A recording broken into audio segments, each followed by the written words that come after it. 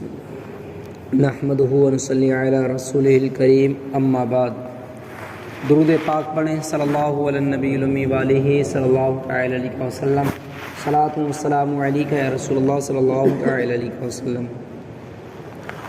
رزق طیب یعنی حلال رزق اور پاک رزق، اس کا فائدہ کیا ہوتا ہے؟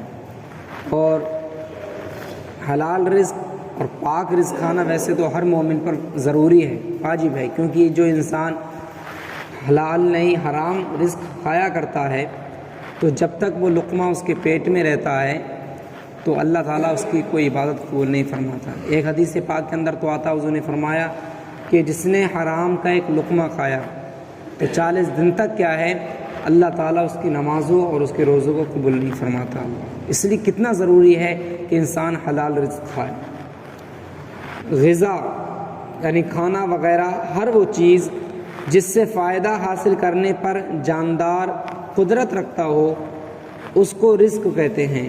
حلال وہ ہے جس کو شریعت جائز فرمائے، ہماری آپ کی نظروں سے نہیں، کیونکہ ہماری اور آپ کی نظر تو ہر مال کو حلال سمجھتی ہے۔ سود ہے جس میں ہمیں فائدہ مل جاتا ہے تو انسان سوچتا ہے حلال ہی ہے، تو حلال وہ ہے جس کو شریعت جائز فرمائے۔ طیب وہ ہے، پاک وہ ہے جس پر دل مطمئن ہو۔ غذا کو انسانی اعمال و اخلاق میں کافی دخل ہے، جس طرح پھلوں کا خوش ذائقہ ہونا، اس کا برا ذائقہ ہونا، کڑوا ذائقہ ہونا، یہ بیج سے متعلق ہے کہ جیسا بیج ہوگا ویسا ہی ہم کو پھل ملے گا۔ اسی طرح ہمارے اخلاق، ہمارے اعمال کا حسن اور قبیح، ہمارے اعمال کا اچھا اور برا ہونا ہماری روزمرہ کی جو غذا سے وابستہ ہے۔ شریعت میں جو جائز نہیں، اگر انسان وہ غذا کھائے تو اس غذا سے انسان کا قلب، انسان کا دل اور قالب دونوں کی بربادی ہوتی ہے۔ بے حیائی، بزدلی، قساوت وغیرہ مذموم اخلاق دل میں پیدا ہوتے ہیں۔ زنا، چوری، جوا بازی، سود خواری، معاصی کا صدور اعضاء سے ہوتا رہتا ہے۔ یعنی جب انسان حلال رزق نہیں کھاتا، حرام رزق کھانے پر اتر آتا ہے تو اس کے دل کے اندر یہ ساری چیزیں پیدا ہو جاتی ہیں، پھر گناہوں کا صدور اس کے جسم سے ہونے لگتا ہے۔ اور جو شریعت نے غذا حلال کری ہیں، مشروب غذا سے قلب میں حیا پیدا ہوتی ہے، شجاعت، رقت، انکساری وغیرہ اخلاق حسنہ پیدا ہوتے ہیں۔ انسان کے جو اعضاء سے اعمال صالحہ کا صدور ہوتا ہے، اطاعت کرنے کی ادائیگی سے انسان ہرگز نہیں بچتا، بلکہ عبادات کے لیے اعضاء نرم منقاد ہو جاتے ہیں۔ جس طرح جو بونے سے گیہوں پیدا ہونے کی امید رکھنا یہ ایک خیال خام ہے، اسی طرح نامشروع غذا استعمال کر کے پاکیزہ اخلاق اور نیک اعمال کی توقع کرنا اور بھروسہ کرنا یہ ایک عقل مند انسان کا کام نہیں کہ انسان غذا حرام کھائے اور امید یہ رکھے کہ میں اچھے کام کروں، نیک عمل کرتے رہوں، تو یہ نہیں ہو سکتا۔ ابھی کیسے ہو جائے گا؟ دنیا کے اندر جو کا بیج ڈالیں گے تو جو ہی ملے گا ہم کو، گیہوں نہیں مل سکتا ہے۔ گیہوں کب ملے گا؟ جب ہم گیہوں کا بیج ڈالیں، اور ہم رزق کیا ہے؟ حرام کھا رہے ہیں۔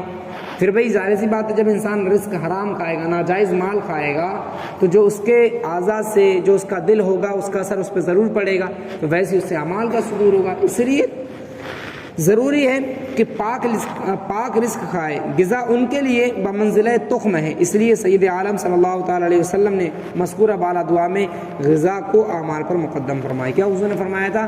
اللہم انا اسألک رزقا طیبا، اے اللہ میں تجھ سے حلال رزق کی کیا دعا کرتا ہوں۔ تو انسان کو یہ بھی دعا کرنا چاہیے، اور یہ کب ہوتا ہے؟ اللہ جب اس کو ہدایت دے گا تبھی تو ہو سکتا ہے۔ صدیقی تقوی، حضرت صدیق اکبر رضی اللہ تعالیٰ عنہ کا آپ تقوی دیکھیں کتنا تقوی تھا۔ حضرت ابوبکر صدیق رضی اللہ تعالیٰ عنہ کے پاس ایک غلام تھا جو ہر رات اپنی مزدوری کے داموں سے کھانے کی کوئی چیز خرید کر لاتا، آپ اس کو تناول فرماتے، کھاتے، مگر کھانے سے پہلے یہ پوچھ لیتے تھے کہ اس کھانے کو کس طرح اور کہاں سے حاصل کیا ہے۔ ایک رات غلام کھانا لے کر حاضر ہوا، آپ نے حسب معمول دریافت کیے بغیر اس میں سے ایک لقمہ کھا لیا۔ غلام نے عرض کیا کہ ہر رات سوال فرماتے تھے کہ کھانا کیسے ملا، اس وقت آپ نے نہیں پوچھا؟ فرمایا حشت، چھوڑو۔ پھر ترک سوال کا عذر بیان فرمایا کہ بھوک کی شدت کے باعث یہ عجلت ہوئی، مجھے بھوک بہت تیزی کی لگی ہوئی تھی، اس لیے میں نے تم سے نہیں پوچھا۔ اچھا اب بتاؤ یہ تم نے کہاں سے مال لائے ہو؟ غلام نے عرض کیا کہ زمانہ جاہلیت میں کچھ لوگوں کے لیے منتر پڑھا کرتا تھا۔ زمانہ جاہلیت کس کو کہتے ہیں؟ کہ جو سید عالم صلی اللہ تعالیٰ علیہ وسلم جب پیدا نہیں ہوئے تھے، دنیا کے اندر تشریف نہیں لائے تھے اور آپ نے اعلان نبوت نہیں کیا تھا، تو اعلان نبوت کے پہلے کا جو زمانہ ہے وہ زمانہ جاہلیت کہلاتا ہے۔ جب حضور نے نبوت کا اعلان کر دیا پھر اس کے بعد کیا ہے، وہ زمانہ جاہلیت ختم ہوا۔ تو پہلے حضور صلی اللہ علیہ وسلم سے پہلے وہ کہتا ہے کہ میں جنتر منتر پڑھا کرتا تھا، کچھ نہ کچھ مطلب یہ کہ تعویذ وغیرہ پڑھا کرتا تھا، جس پر میں کچھ وعدہ مطلب یہ کہ رقم لیا کرتا تھا اور جس پر میں نے معاوضہ کا وعدہ کر چکا تھا۔ آج ان کے یہاں تقریب ولیمہ تھی، میں نے ان کو وعدہ یاد دلایا تو انہوں نے یہ کھانا مجھے دے دیا۔ یہ سن کر حضرت ابو بکر صدیق رضی اللہ تعالیٰ عنہ نے ان للہ و انا الیہ راجعون پڑھا اور قے کرنا شروع کر دیا۔ بہت کوششیں کی کہ کسی طرح وہ لقمہ قے کے ذریعے نکل آئے، چہرہ کا رنگ بدل گیا مگر وہ لقمہ نہ نکلا۔ حاضرین نے مشورہ دیا کہ کچھ پانی پی کر قے کیجئے تو کامیابی ہو جائے گی، چنانچہ مشورے پر عمل فرمایا تو وہ لقمہ خارج ہو گیا۔ حاضرین نے عرض کیا کہ اس لقمے کی وجہ سے اس قدر تکلیف برداشت کی جا رہی تھی؟ فرمایا میں نے سید عالم صلی اللہ علیہ وسلم کو یہ فرماتے سنا کہ اللہ تعالیٰ نے ہر اس جسم پر جنت حرام فرما دی ہے جس نے حرام غذا استعمال کی۔ اللہ اکبر۔ اور فاروقی احتیاط، حضرت فاروق اعظم رضی اللہ تعالیٰ عنہ کا کیا احتیاط تھی؟ امیر المومنین حضرت عمر فاروق رضی اللہ تعالیٰ عنہ نے دودھ نوش فرمایا، خوش ذائقہ معلوم ہوا، جس نے پیش کیا تھا اس سے پوچھا کہ یہ دودھ کہاں سے لائے ہو؟ انہوں نے عرض کیا کہ میں فلاں چشمے پر گیا تھا، وہاں زکوٰۃ کے اونٹ پانی پینے آئے تھے، ان کا دودھ دہہ کر تقسیم ہوا، مجھ کو جو ملا وہ اس مشکیزے میں بھر کر لے آیا ہوں، تو یہ وہی ہے جو آپ نے نوش فرمایا۔ امیر المومنین نے فوراً منہ میں ہاتھ ڈال کر قے کر دیا، اور یہ کمال احتیاط تھی، ورنہ شریعت وہ آپ کے لیے جائز تھا کہ اس لیے کہ صدقہ کا مال اگر فقیر کسی کو پیش کر دے تو اس کے حق میں یہ ہدیہ ہو جاتا ہے، جس کے استعمال میں اصلاً مذائقہ نہیں۔ سید عالم صلی اللہ علیہ وسلم نے دعائے مذکور میں علم نافع، رزق طیب، عمل مقبول، ان تینوں چیزوں کا ذکر فرمایا۔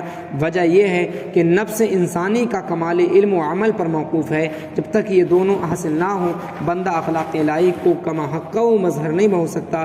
عمل مقبول سے پیشتر رزق طیب کو اس لیے ذکر فرمایا کہ عمل مقبول اس کا نتیجہ ہے۔